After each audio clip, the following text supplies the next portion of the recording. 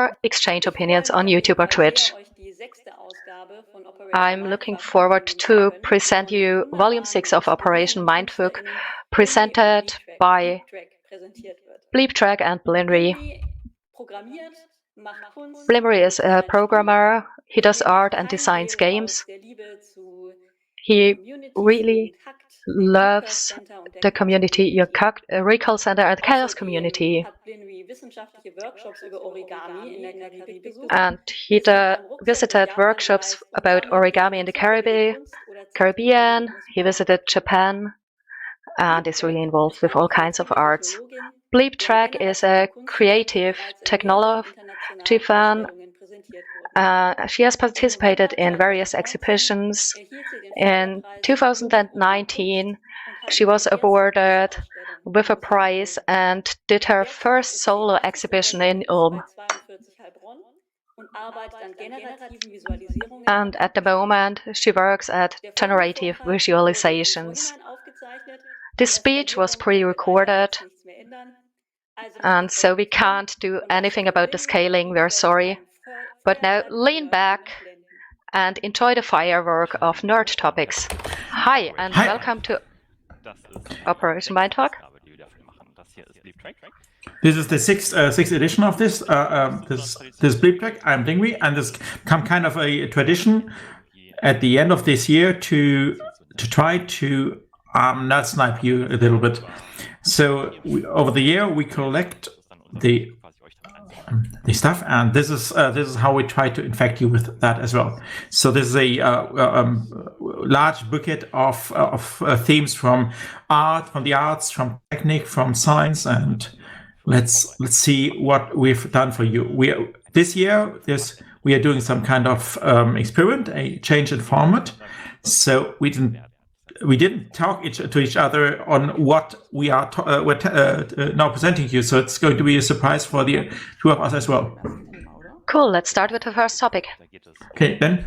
So this is about a place that no longer exists, and so you got the title.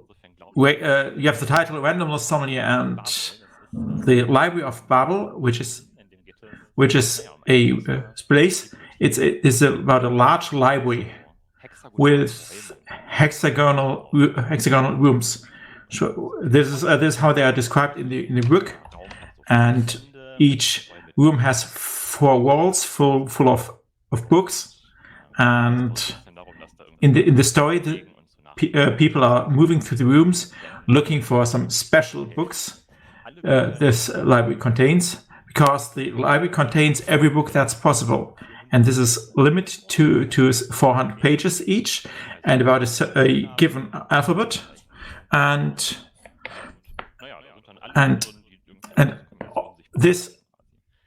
each room has all the books that can be built out of these combinations.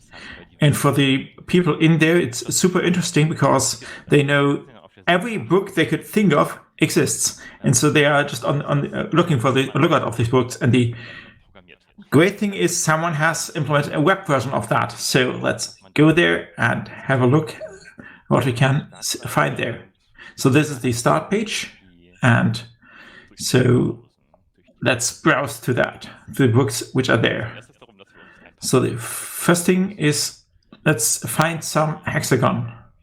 So they're identified by their long IDs, like numbers or digits, like up to 3,000 characters long.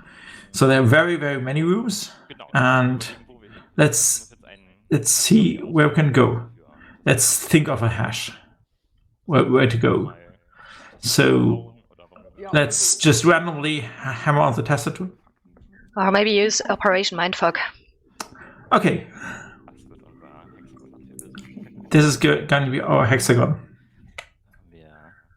So here we have these 4 walls. And where should we go?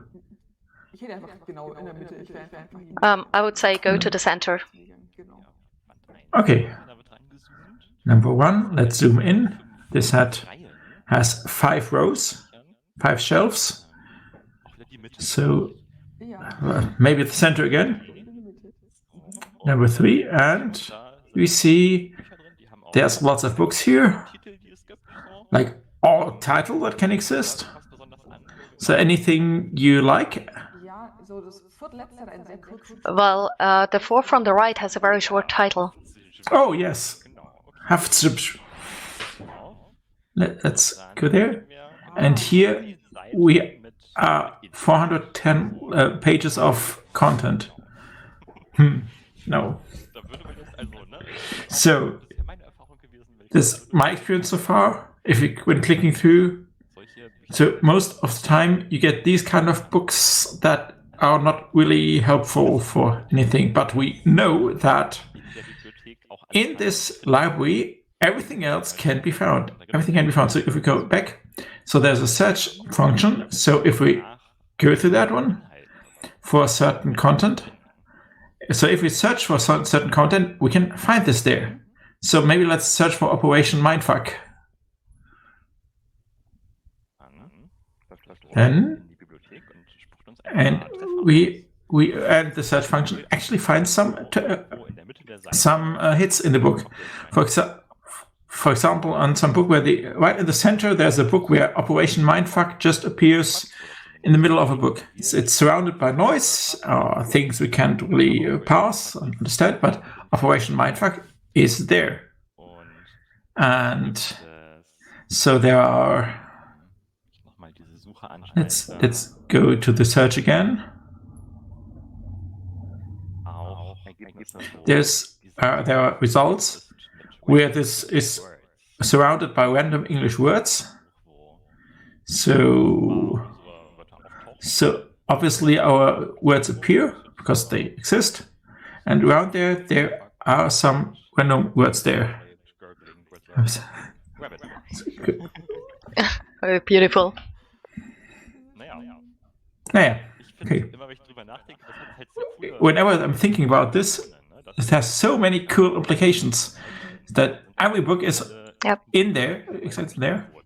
Every book, every written, or maybe the first 10 pages, and all variants of that, and all kind of spelling mistakes and typos exist somewhere in this library, or there are subtitles for this talk we're currently having here in all possible languages, or predictions about the future, and the forecast will be there, the correct prediction, but all the other ones. So all your homework is there, so you just need to search for the answer there. I don't know whether it makes sense to do this. And of course, all scientific papers contained in there. All the right ones, all the correct ones, but also all the incorrect ones, of course.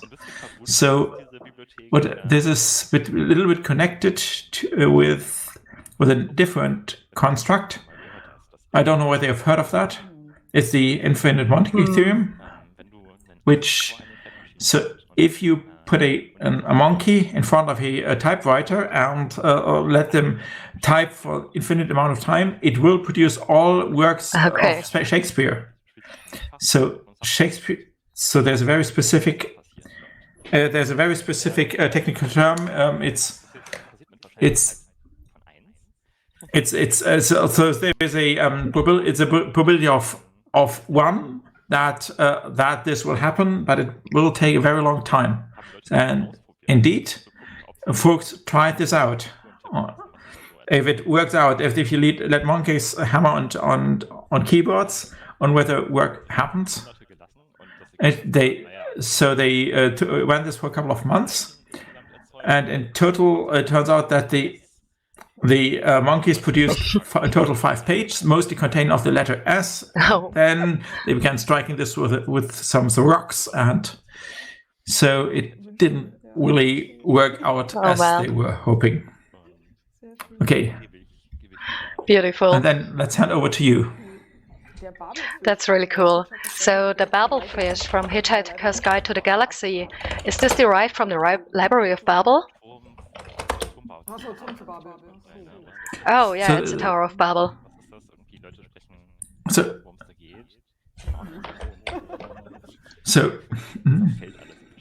So everything falls down.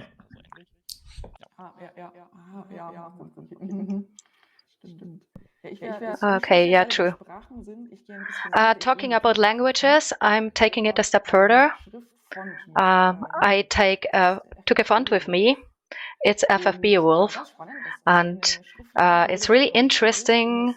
This is a font that was brought to the Museum of Modern Art in New York. It was added to their permanent exhibition or the permanent collection, and it's really intriguing, I think. Like looking into it, it looks like this, and one asks oneself, why is it moving so much? And why is a font in a museum collection? And this is a funny story someone on Mastodon raised. I can't remember their nickname now.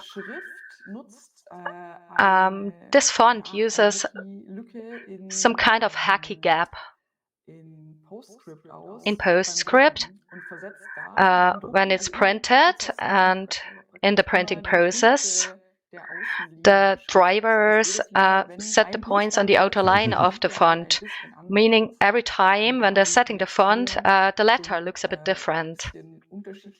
And so we see different variants. And this kind of triggered a bit of discussion among typographs, because computers, they change everything, and everything is kind of a bit evil, you know? And to be honest, printer drivers are kind of like black magic.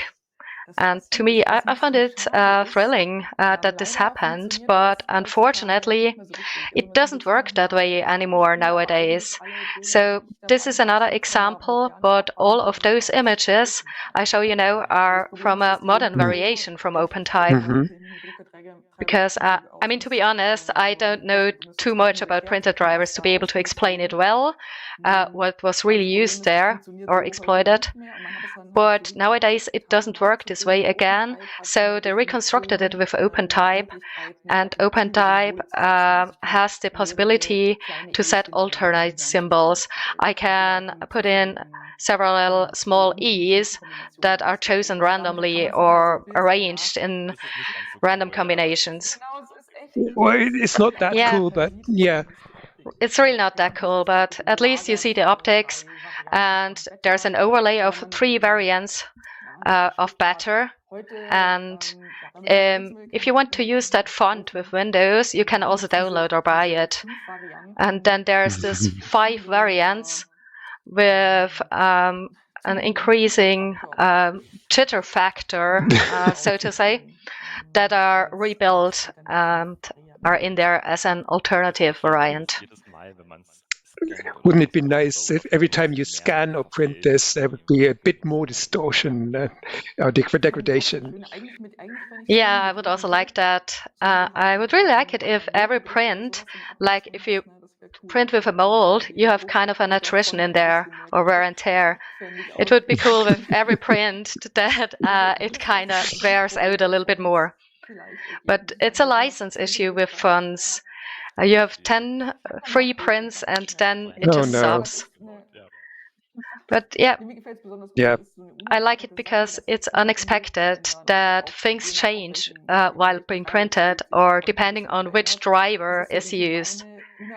That's an unexpected experience. Yes, and it's nice. I think that makers of printers are not really keen on things like this happening. Yeah, you actually don't want this. Yeah, but actually this is a Turing-complete language, isn't it? So in theory, yep, exactly. If you put in formulas, mathematical terms, then the font actually calculates them for you, and yeah, it can do all kinds of stuff. Yep, that was my part. Back to you. Okay, we'll look at Quines now. Have you heard of that? No, not yet. So these are programs that have a certain feature, and that is that their output is identical to their own source code. And that is a fairly strange property, and it's strange that this is actually possible. And I'll step you through an example. So output equals source code. If you take this very broadly, you could say, okay, how about the empty program? I have brought an example. This is in Python. This is the file name, and I've built the examples in a way that you see the output from the command line. Cat shows you the content of the file. Trivial.py is the file. So if nothing is output, the file is actually empty, and then running it via Python, this program gives you an empty output as well. So you can say, this is identical, right? But normally this is called too trivial. So this is the kind of case that is forbidden. And then there are quines that cheat somehow. This is a cheating quine, a Python program that opens its own file name, reads it, and then prints what is in there. So it kind of uses the fact that the program can know something about itself. So if you run it, the output is identical to the source code. But, well, it just did some file I/O, and this also is commonly forbidden as something that's too easy. We want something more difficult. And here's another nice cheating quine. You maybe know that shell scripts in their first line can contain a special syntax that says which program should be used to actually run the program. Normally, the program to run would be the bash, the shell, or which then runs whatever follows in the file. But if you use cat itself as the program, that is the program in the command line that actually outputs a file's content, which we have used before. So if you run that script, then make it executable and run it, then the following happens. The operating system sees what is mentioned in the first line, which should I use to actually execute this script. And it's then, okay, it says cat, so I'm going to use cat. And again, it's a cheating quine because, but I find it quite cool that this is actually possible. But now let's go to a real quine. Again, in Python. If we want to print the program's own source code, we have to print something. So starting with some kind of print is actually a good idea. We have a print question mark here, which includes the string question mark. And if you run it, you only get the question mark. So we don't really know what to use to make it work. And then you might say, well, we want to reproduce our own source code, and so what we want to output is something including the word print. So the next step would be to say, we'll replace the content by the string with something including print and a question mark. And outputting that, okay, gives you a print question mark, but what's missing, since we've put this into a string, there is a duplication of the print. And only one of the two prints are in the output, so it's not really identical. And the usual next step then to take is using an auxiliary variable. So we say, okay, we'll define a variable called s, which contains some kind of string, which then is printed. Again, the result is just a question mark, but we could now start and say, this string can contain other things too. And we'll make it so that it's as similar as possible to the actual source code. So we're not going to use a question mark, but actually put in s equals question mark and print s. So it's kind of wrapped into itself. And within the string, basically you have the same structure. If you run this, you get the string, the question mark is there. But again, things are missing, the duplication is missing. Okay, so it feels like you haven't really won. Won anything. And now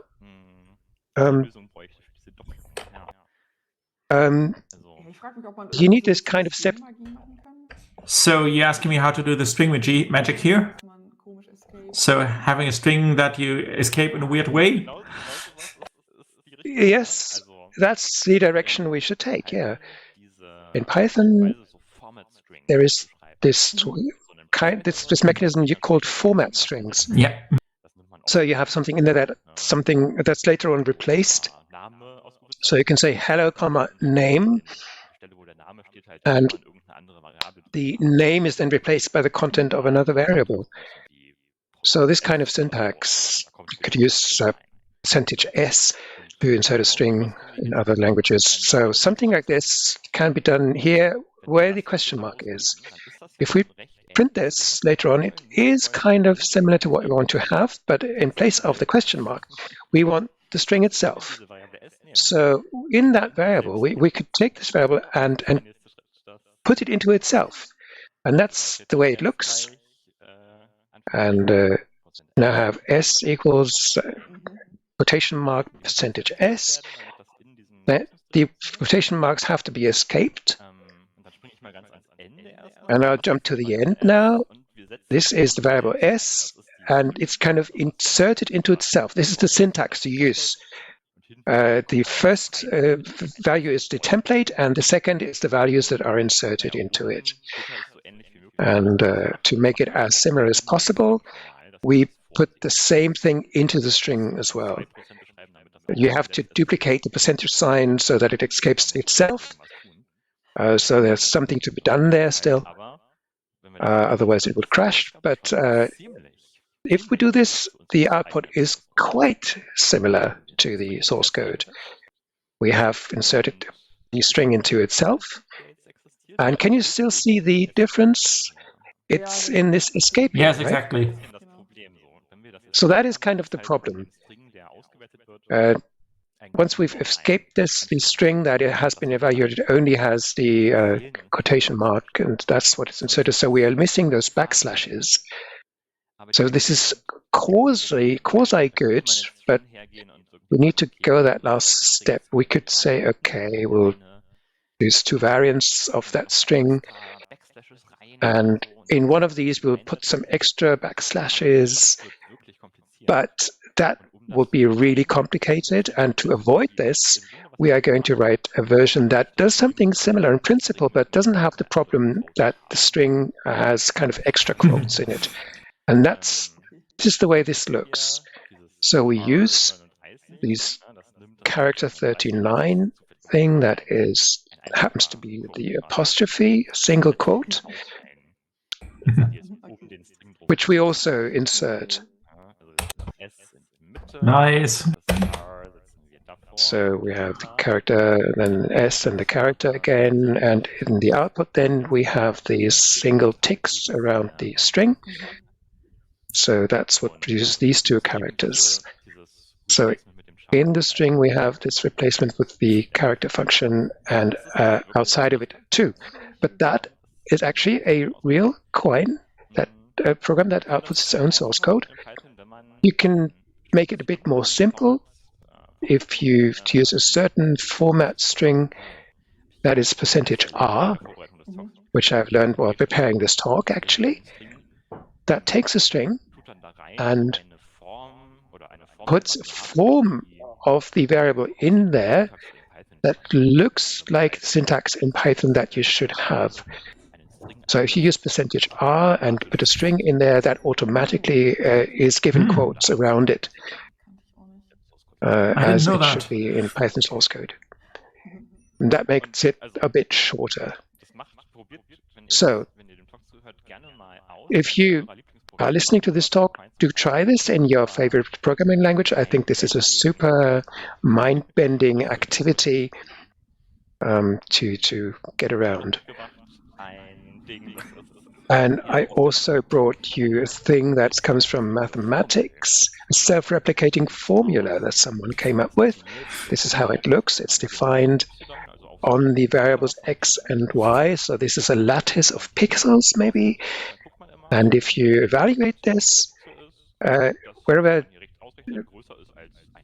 So you get a pixel whenever the condition that is expressed here is true, and that in that case you color this black, and otherwise you color it white. And if you plot this, this is the image you get. I could hardly believe it when I first saw it. It looks far too. So to encode this all, it should be impossible. And this is actually a bit of a hack, because the question is which area, which region do you restrict this to? You go up to 10 on the y-axis. You have this mysterious k, going from k to k plus 17. And that is the area that contains the formula itself. Should I show you what k is? Yes, please. Oh, no. So that is the area that is kind of coded into that if you choose another k, you have very different images. Still, this is a very beautiful kind of thing. Yes, definitely. Okay. So these are there are not pines going to itself, but also to other languages, giving this some other aus. In this case, it's a Ruby program. So it starts here. This outputs the source code of a Rust program. If we compile this in Rust, it returns a Scala and Scala and so on and so on. They are sorted alphabetically, from what I can see. So 128 pieces. And if you gun to the circle for a full round, then you are back at the program. And so it also contains an image of itself.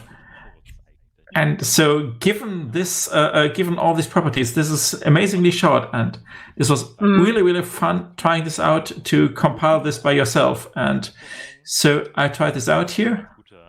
There's a very good instruction manual here. What you can do with that. So download all these dependencies, install all these dependencies, and then let's start with Ruby and. Then in Rust, and then Scala, and so on, and so on. Or alternatively, if you have all alternatively, you can just type make. Okay. Okay, cool. Well, you had a few tricks up your sleeve before. I'd like to continue it. I also have a few tricks up my sleeve. We have a bit of experience in the development of games. We wrote one example together 1.5 years ago or so. I think it was about time or even earlier when there was this Twitter thread where someone asked what secret tricks there are in games. I really like to take a look behind the curtains, and this was really exciting for me. And well, from my favorite list, the first ones are a bit more obvious, like being in a fight, like here with Bioshock, with several opponents around you, and most of the times they don't attack at all from behind or much more slowly, because it's not really nice. You can't really react to it. And another answer was like, if several opponents attack, then in our game there can be maximum of 2, and the others, they're just on the side and they scream to kind of hide that they don't want to run over the player. It reminds me of films like really choreographed fights, where you also see that there are not too many people running towards you, because it doesn't work. And what's quite similar is when you look at shooters. If you're getting shot at, which is not in your eyesight, then it very often happens that you're not hit at all or only very slightly. It's kind of like the warning shot. Sometimes there's a visual from where the shot is coming from. But so some people took it a bit farther, so that was exciting. And on the other hand, if you just fired your last bullet, this bullet likes to do more damage to kind of save you in a way. And it's similar with your last bottle of life. It most of the time has more points than all the others to practically guarantee your survival. This is kind of thwarting you. Yeah, exactly. It doesn't improve the result, but I thought it was nice to try it. And we want the player to have the experience to have to survive just by an inch. And that was so good. And yeah, those are the little tricks. And here, talking about platform games, I think everyone has seen this. This is Coyote time. They call what they call a user. If you jump from platform to platform, there's this moment where you actually stand still mid-air. You would fall, but you can still trigger the jump. It's kind of a bit of support to give the player a better feeling, because otherwise it would be much more frustrating than it is anyway. And the classics mostly go in that direction. Oops, sorry, wrong direction. And I think you might know this one also. It's your partner, kind of. It's a dog. Sometimes you have a horse. And there are probably 1,000 of other variants. And you also see that with AI, you're accompanied by some character that's not the smartest. They get stuck somewhere or get lost, or you're just too fast because they run much slower. And the secret trick is to just set them to screen response, and then suddenly they appear behind someone again. So you cannot hide that that choreography was not that grand. So it was awesome to see how fast they caught up.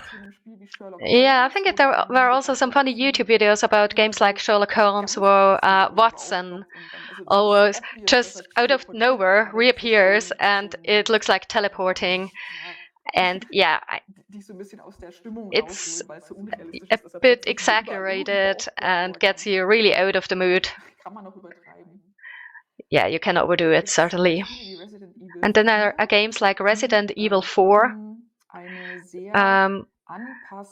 Their difficulty is really adaptable, meaning if I play a level and I'm really struggling and I die and I start from a new chapter, suddenly I have less opponents spawning or weaker opponents who adapt to your skill. It's interesting. Resident Evil 4 shows that strongly. And also speedrunners like to use it. They like to die at a certain point to restart the level with less opponents and to get through faster. So it can be kind of tactics involved. And also similar could be Mario Kart, because the last player is likely to get the better items when they collect them. Yeah. So this screenshot is a bit smaller. I'm not sure if I took it from the right game. It's about Jedi Academy. A Twitter user wrote that you could make some combos. I mean, I'm not that interested in Star Wars. So you throw flashes and somebody has a sword and you have great combos there. They really look spectacular. But the problem was that the opponents have to stand close together or a bit lined up in order for the combo, for this flash to work. And this doesn't happen as often as the developers would like to. And so they sent the opponents somewhere where they arrange themselves into the fitting formation. or they just tumble around into the right formation. So it can really unfold, and yeah, it gives the player a feeling of power. And then we have Guitar Hero, which was also really nice. Not sure if it's true, but a developer wrote that after the game there's always a ranking based on a 5-star system, but in truth only the stars from 3 to 5 are rated, and nobody rates 1 or 2 stars, because that just gives a bad feeling. But at least, you have been average. That's really cute. It reminds me like some surveys giving a scala. People tend to not take the extremes because you don't want to offend anyone. I know this from my mood tracking that I never go to full down, because I always can imagine me in an even worse mood here. So exactly. Yeah, you have to trick yourself. And yeah. What goes a bit into the combo direction is this example. There are many explosives throughout the levels, and the bullets are kind of steered in a way that they hit explosives, so it makes it more thrilling. And in the comments about those shooter games, you can see that those bullets are really steered to hit the opponents or exciting items to give a bit of a buffer. Yeah, so many things exploding here. And my last example is from Hellblade. Here is a spoiler. Just turn off the sound if you still want to play it.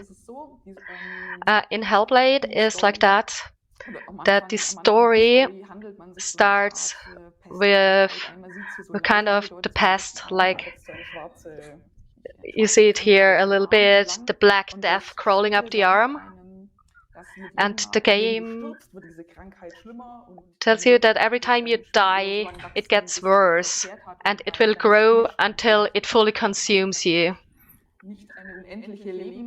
So your life is not infinite, but you don't know how many times you can actually die. And yeah, here's the spoiler. So the game just tries to trick you, so you actually don't die. And many people were actually mad when they found out. I thought it was grand because it put so much pressure on me that I didn't finish the game. And yeah, it's something interesting psychologically, that just by the storytelling, the story of something bad happening, you can build up that much pressure. And it seems to be similar in games with a timer function that should make you pressure. You kind of have 5 minutes time, but in reality it's 8 minutes. So yeah, time runs a bit slower than they say. It's also a bit mean. In Antichamber, there's some moment. I don't know whether you played this. No, not yet. It was some kind of puzzle game. So 1 hour counts down, and it was. They tell you only have this 1 hour to finish this game, and at some point the clock vanishes. Oh, that's cool. Yeah, super. Then I hand over to you. Okay, now this is going to be about building botanics, a short segment where I just express my enthusiasm about something existing. I would like to have you guess, what could this be about? So about integrating plants into the architecture?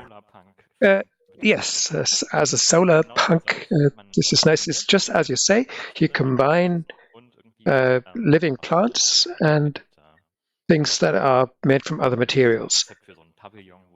This is a concept for a kind of pavilion where the different floors are carried or borne by this wood. I think the University of Stuttgart is where this started. People were researching about how this could be done, Here you have a metal rod held by a tree. So how can we link these two so that they are stable and that how can things still grow? Of course, this takes many years until it's quite fixed, but then it's quite a solid link actually. And this direction, in this direction there are various research projects. So how do you create a structure like this? You start by growing a tree, and then you have these plants. And you can then cut the roots, and the neighbors will actually supply them. And by delicate pruning and stuff, you can have it grow in this way. So you have this kind of pear that was grown in this way and that has quite nicely grown in time. And this is a student project at the Technical University of Munich, where they created a pavilion like this with a roof for this group of trees.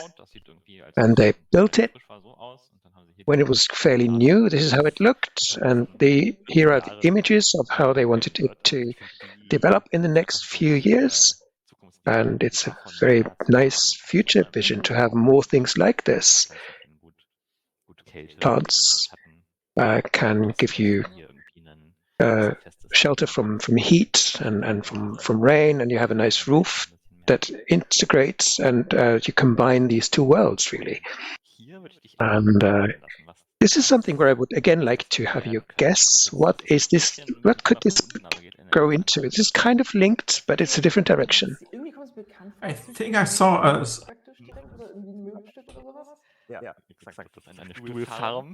Yes, exactly. This is a chair farm.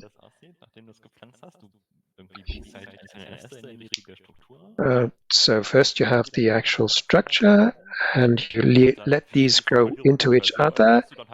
And I think this is great. You can then kind of harvest the chair after 6 to 9 years. You can dry it and sand it down, and this is how it looks in the end. It's very chic, takes a lot of patience, of course. The ultimate generative chair. Yes, and the randomness of nature is being used here. Right. Very cool. So everything's really good because we're matching each other. I have all but our plants with me, and about 2 years ago, I encountered cyanotype.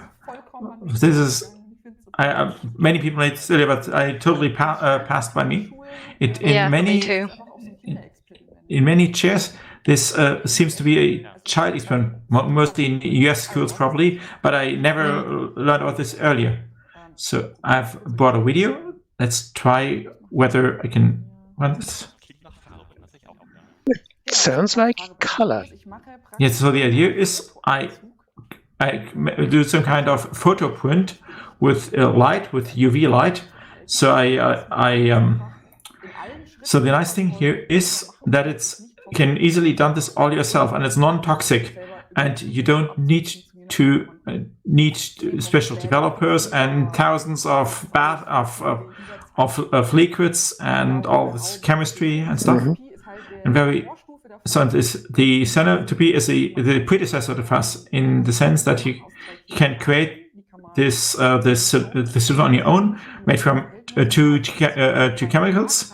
You just buy them, you have to mix them, and then you get some yellow greenish liquid. You just put it on there, and you should do this in a darkened room if possible, because it's this liquid is sensitive to UV. So if it's dried, you should keep it in some cardboard box, something like that. And if you have done this, then you can.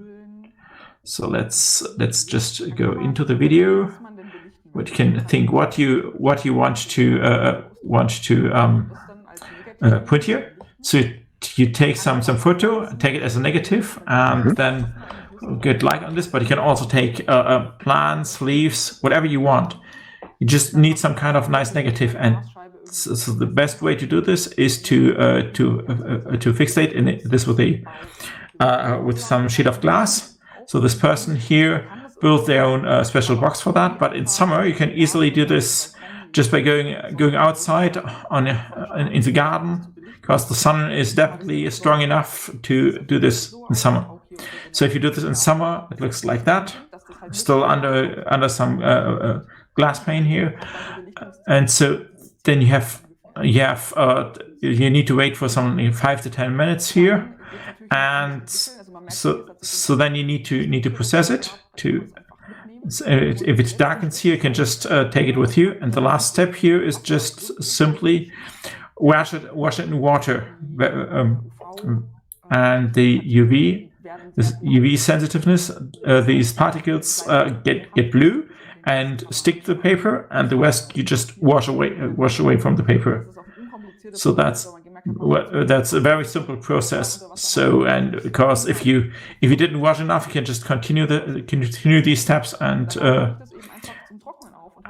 you then just let it dry, and you have a great print from that. And it was fascinating how simple it is to do that. And okay, my slides. So again, for the chemicals. So these are the English terms, which is so to chemicals. For example, in a pharmacy, drugstore, you just put them into distilled water. So it doesn't last very long. So you should use it directly when you mix it up. Also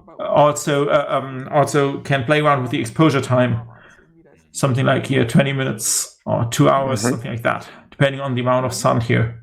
But you can see if you use this leaf like that, you can just exposure for some longer time, and you get lots and lots of details depending on the amount of UV radiation that goes through. Very nice. But you can also do this on cloth.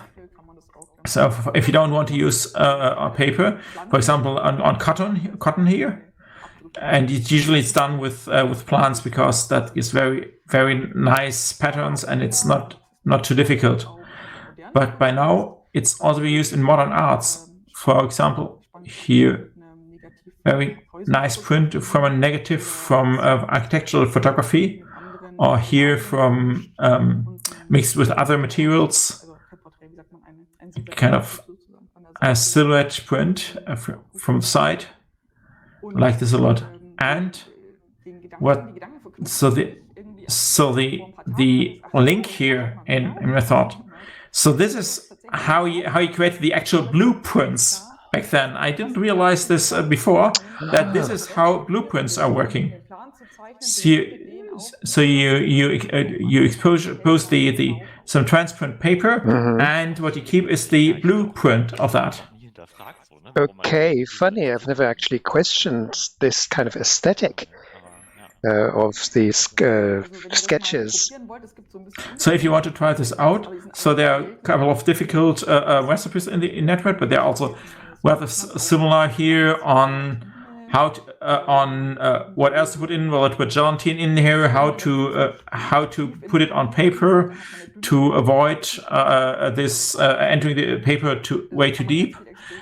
About different exposure times. It's just fun to experiment with that, and especially in summer, do these prints. Very fun and fun activity. I can just recommend. Yeah, well, the things you've shown is kind of I wonder if you could use a camera obscura and use that. It will take a long time, surely. So I found one blog post where someone did this, and it did pretty well for one photo, but it's more tricky because the exposure time is super long here.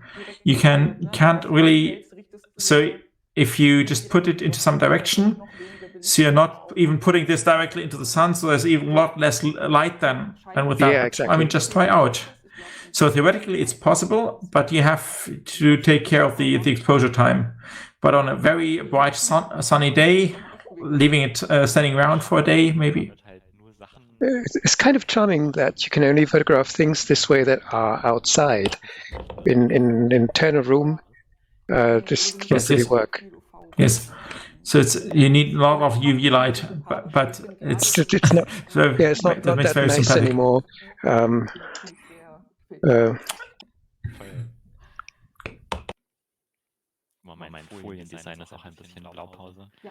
Okay, the slide design is a bit of blueprint as well.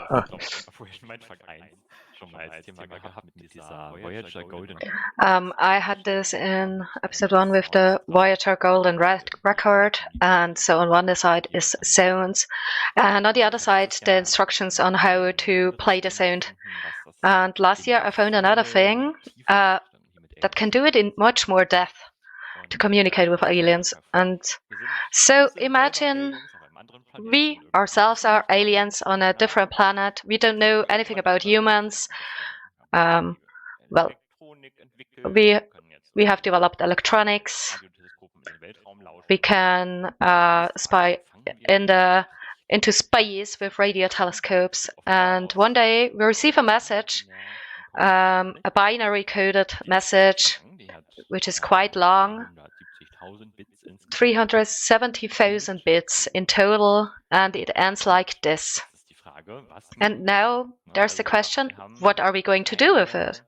So we don't have any shared culture or anything with human beings, or where this potentially comes from. How do we tackle this? What's your idea? How do we analyze it? Wow, difficult. Well, it's kind of conspicuously sequential. I think this, if this would arrive in a very solid, steady rhythm, it might be artificial intelligence. My first thought would be, I'll mirror it back, send the same thing back, and see if it comes back yet again. The kind of question-answer thing. Mm-hmm. And otherwise, these sections are conspicuous. Yeah, exactly. And it's really a pattern. There's a regularity in there. And I'd also say it's worth having a look at and getting the idea, like I did on this slide, that maybe the lines are not long enough. And if we choose a different length for the lines, oh wow, then you see a little bit more of structure, more diagonal line or something. But maybe we shorten it, that all the ones are in one line. Mm-hmm. Well, it's still a bit irregular, but there are some structures in there, diagonally arranged, but let's shorten it a bit more. And now we have reached a point where we can say, okay, we did something right. Yeah, maybe we can, there's a kind of frame maybe that we can add, yeah? Yeah, a frame of ones. To see it better, we can turn the ones into black pixels and the zeros to white ones. That's definitely an interesting structure in this message. And also the pages are in a square format now, and it looks like this. And the message contains quite a lot of these pages, and all the messages that we got in a completely alien language to us. We kind of don't know really what it is. We don't understand the language of the people who sent this, and we have to try to start from scratch and decode it. And this poses the question, how can a message be built in order to enable us to do so? So let's zoom into the first page and look at its structure. So on top we can find those things in the corner, a sign in the middle here, and we can find this structure in every corner of every page. It could be a title or something. What it means, well, we don't have context or anything in order to understand it. But after it, there comes a paragraph. It's made of different black squares, like here, for example. You have an idea what this paragraph could be about, like at the beginning of this message?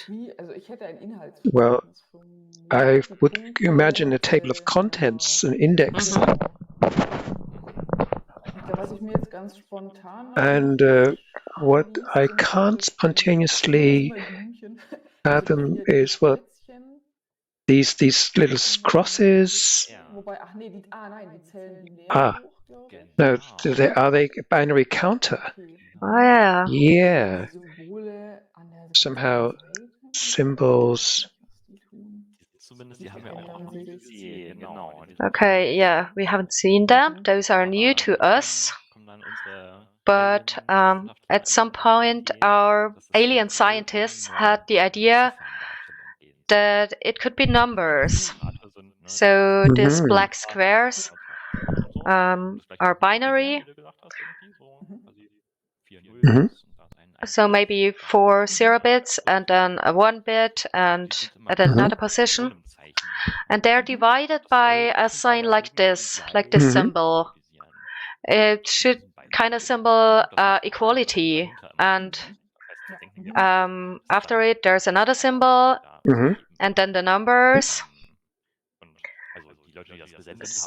So the people who sent this, these humans out there in the universe, maybe they chose the signs in a way that they themselves can recognize them.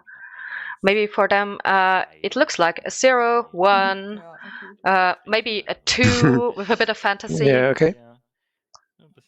Yeah, that's 4, 5, turn around 6, 7, 8, 9. How does it continue? Yeah, okay. With 10 cards, we suddenly have 2 symbols, meaning the people who sent this, they took 10 as a basis and explained it to us in a way that they are doing it like this.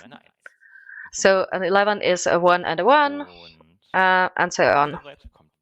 And at the end of the page, we find this structure.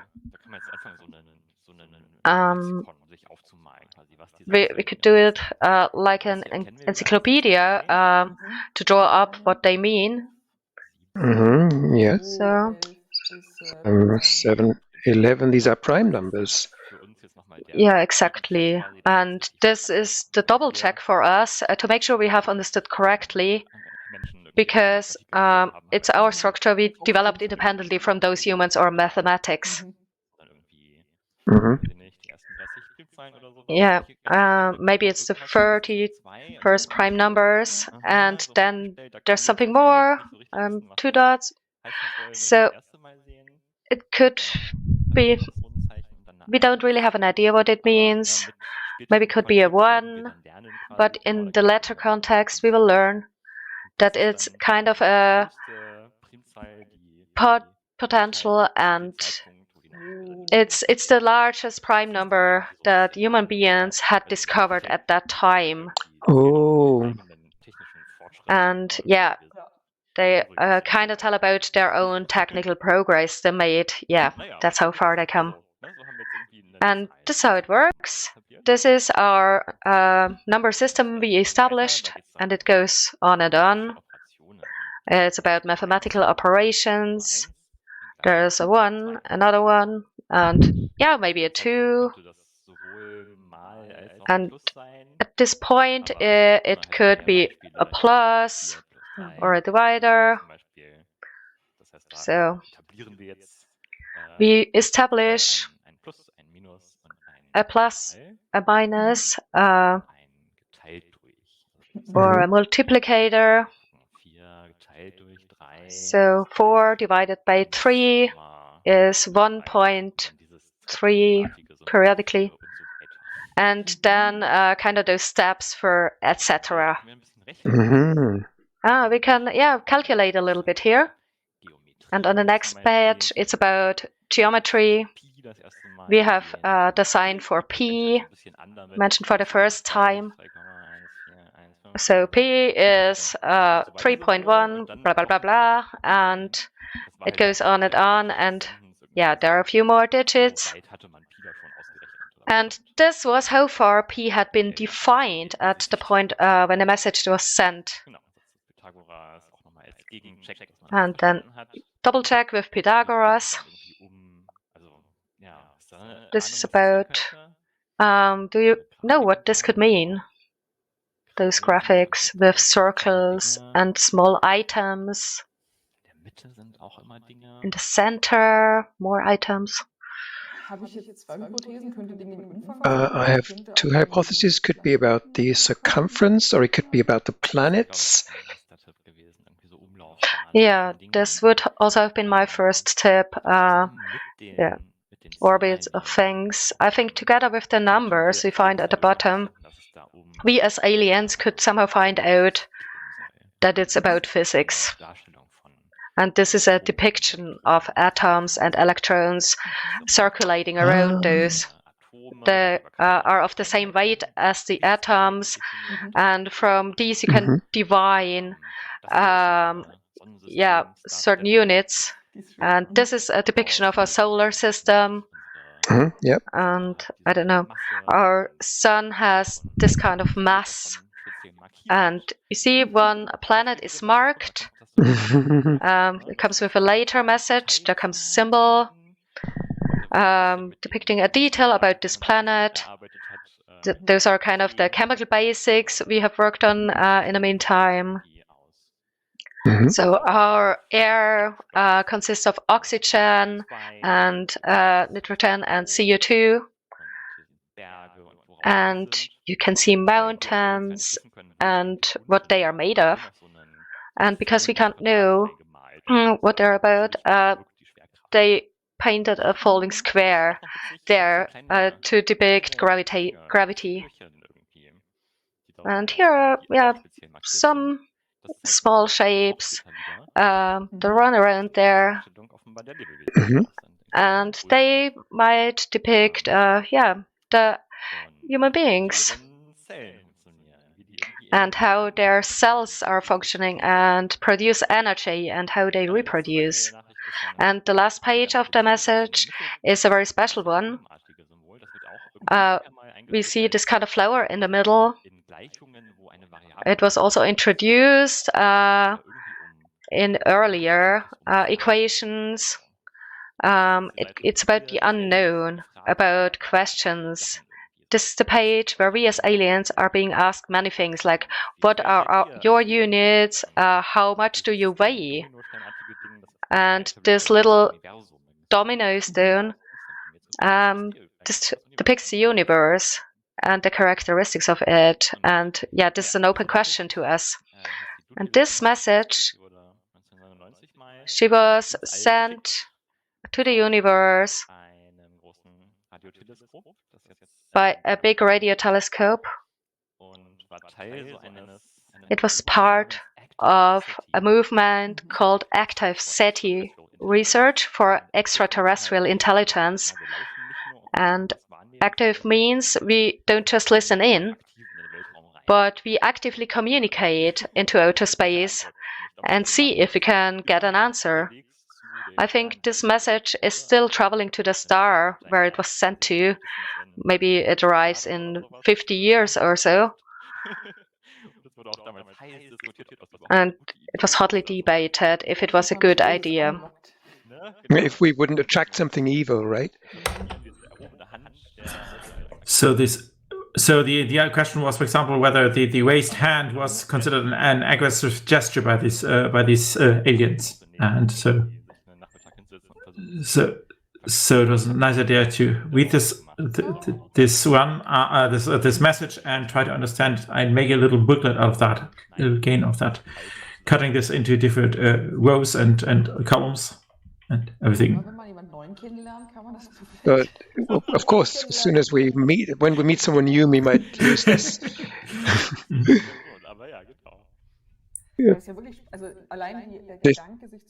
Just the thought to consider how do you compress a lot of knowledge into small space, and how do you work it out in a way that someone can understand that has no cultural overlap with you at all?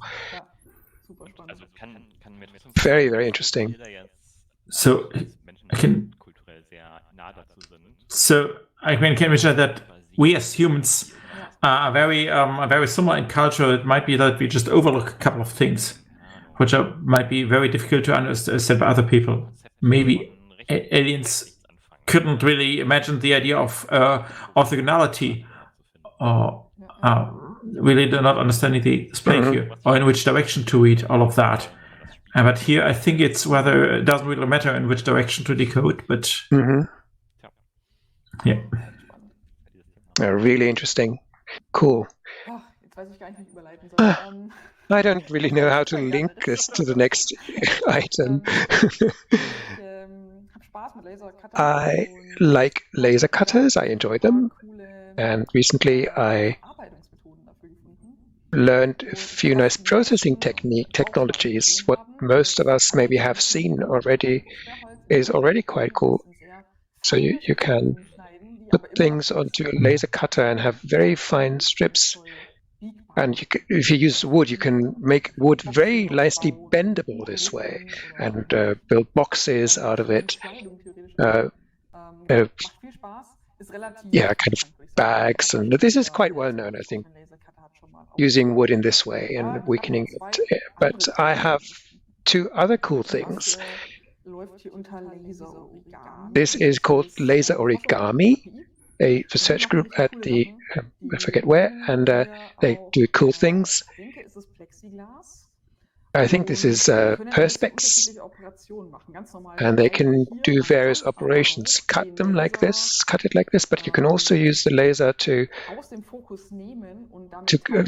take it out of focus and then heat parts of that perspex, and that again gives you different weakness for that material, and you can then bend it and fold it, and therefore you can fold perspex in the cutter. I think that is pretty cool. And this video includes some more examples and shows you the way the software is built.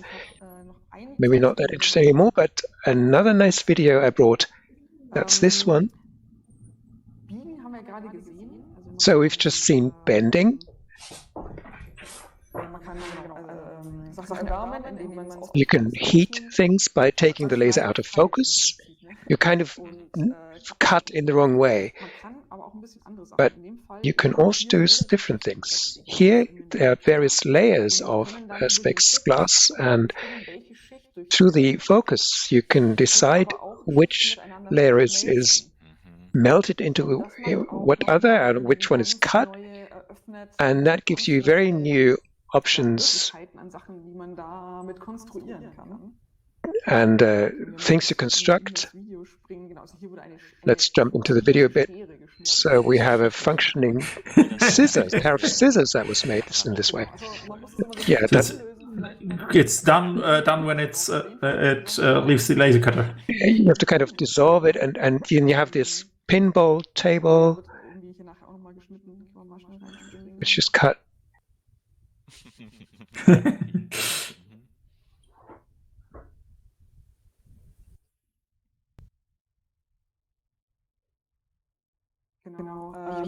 Yeah. So this really, just by, this is an architectural model, but what I find interesting is that the layers can be melted into each other so that it actually holds together quite well. I don't know how stable it is exactly, because it's just the edges that are being melted together. But if you look at the pinball example, it does seem to be pretty stable. And sadly, my software doesn't make me unfocus the laser. So I haven't tried it myself, but I really enjoyed this, and it was quite unexpected to me, and a very good use of a laser cutter. So it is probably very, very fast compared to 3D printing. Although, so they worked something like 4 hours at this bending example. So you probably need to be careful not to melt too fast. Yeah, I guess it will take a bit of time. So actually, the advantage here is compared to 3D printing. The problem with the laser cutter normally is you cannot kind of have an overlapping part because you can only cut things out of plates. But this kind of melting things together is interesting because maybe that gets me back to kind of an overlap. You might fuse things together, and what is possible is a laser sintering printer, so where you print with powder. Everything is in this kind of bed of powder, and you can. But these devices are really expensive, and these two lasers in the video are at a price level that is possible. You could buy this, and that is interesting if this gets cheaper this way. And as you said, a nice unexpected application and a hack of these laser cutters.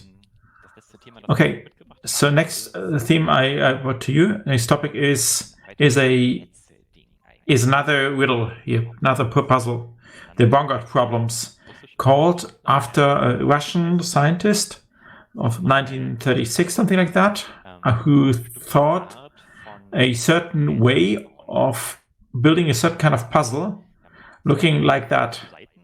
So you have two big pages, and both pages are showing some square-like picture, like figure. The trick is, so between the one page and the other page, one side and the other side, there is a clear difference. So here, for example, you could say everything on the left side is larger than a certain thing, and everything on the right-hand side is smaller than this reference here. So that's one example here. So here's a different one. If you want, you can think what this is about. This might be about. So on both sides, the forms are filled and not filled with color. We have round shapes and square shapes. And on both sides, we have a smaller shape. But that's all things. That's probably not what this is not about. And on the right, we have convex shapes. Or concave, sorry. I always confuse those two. Well, one bent to the inside and the other one the other way. And that's it. Sometimes there's more than one correct solution, but I would say this is what this is about. It's pretty clear that these are bent to the inside, and so if you take some rubber tape and put it around, then here it covers everything on the left-hand side. On the right-hand side, it doesn't touch everything. And this is what the whole thing is about. And here, two collections of those problems. And I think this one was very interesting. So we can let's just try to solve a few of them together. Let's something from the first part, which hopefully are not too difficult. So let's see what we can get there. So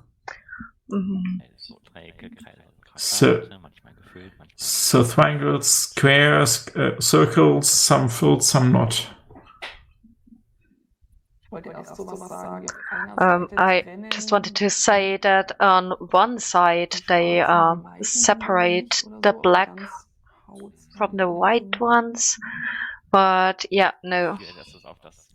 So what I noticed that on the left hand there are lots of black ones, at least 3 or something like that. But here's another one with 2. Okay, and there are another 2 on the other side. Exactly. So there are lots of criteria that you can try.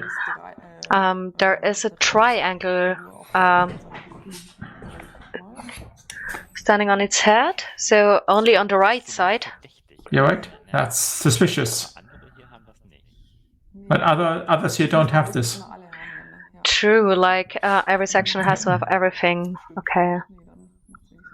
Well, okay, that doesn't make sense. It's difficult.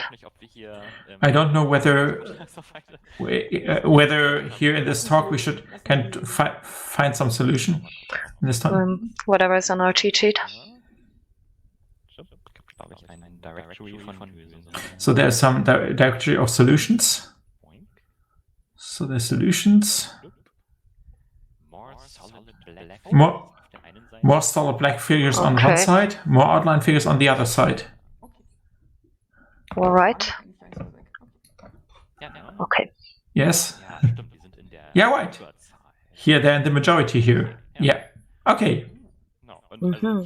And now, this very interesting pastime to puzzle and to have fun, because there are so many things this can be about. And I don't know. Let's jump into something later, which are probably a lot advanced. Okay. So three-dimensional bodies. So here it is obvious. That's always always two of the same. So the left is more of the same, whatever it is. Yeah. On the right-hand side, different categories, and left is the same. I would say this as well. And I saw there are 300, something like 300 there. On the other collection, there are more than 1,000. So that's a collaborative project that collects them. And so it's classified by the container there. And there's a certain kind of these problems, which are the meta-bounded problems, which so they differentiate how the kind of solutions are constructed. So if you want, you can try to give it a thought what this is about, how the solutions, what's the difference between the solutions on the one side and to the difference of the solutions on the other side. But I would say I hand over to you. Okay. But yeah, those quizzes always are really much fun. Let's go to the last section. I called it Tech and Crafting.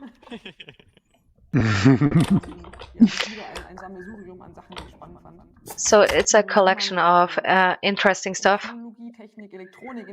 Things that have to do with technology, electronics, and classic handiwork techniques, crafting techniques. What I really liked is a project, you pronounce it Chisei, I hope, and yeah, there was a pattern produced by knitting, and in that there is this leading thread, and it created a stretched board.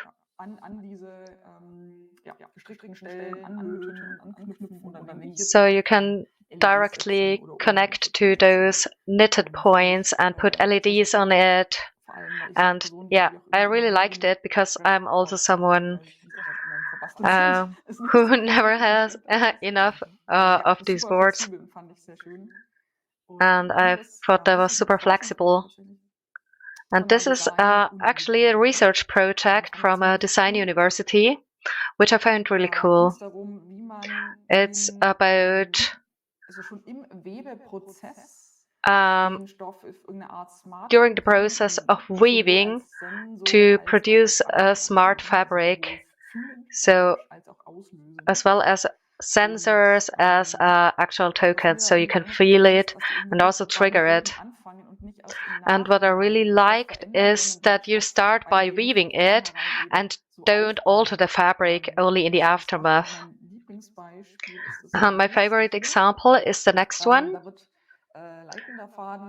So you insert a leading thread or kind of a wire that shrinks because of heat, or can also enlarge. And yep, can attach electricity or not. These projects are about to have the fabric interact with the skin and the body. So you see that it's directly attached to the skin. There are a few examples, and they're going the whole way, you know.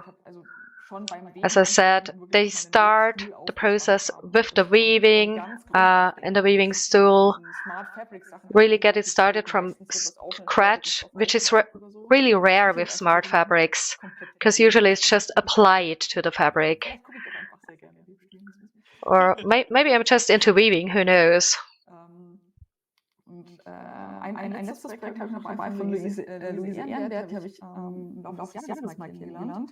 And I learned about this last project from someone who thought about how you can use textile as a marker.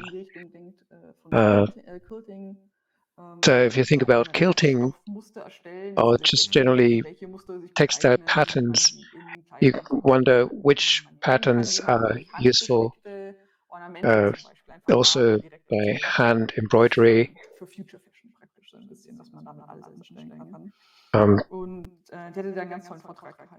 So this was a fantastic talk, very interesting to watch.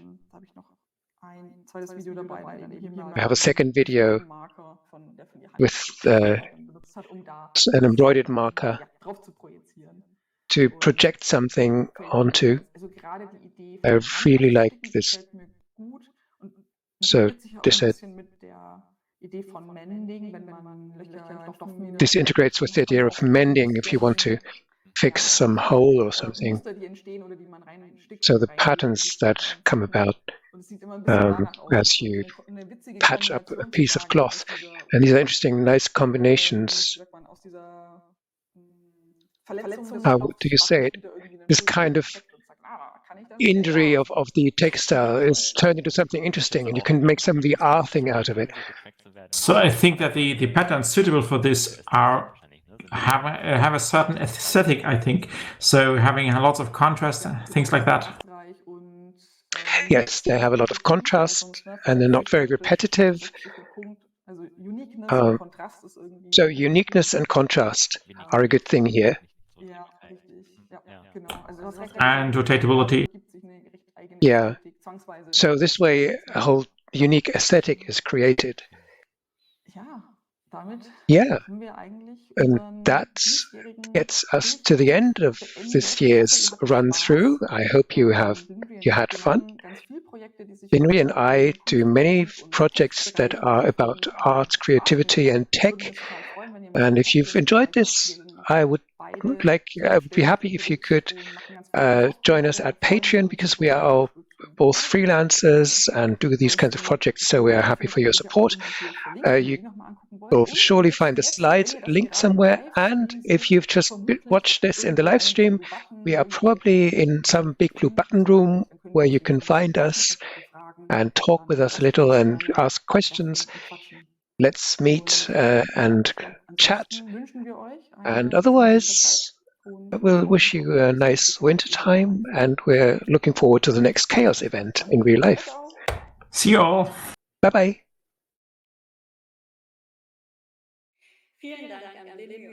Thank you to Blinry and bleeptrack for these very interesting insights that you've given to us. I hope all people in the audience are just as curious as I am now to look at more things that these two have done.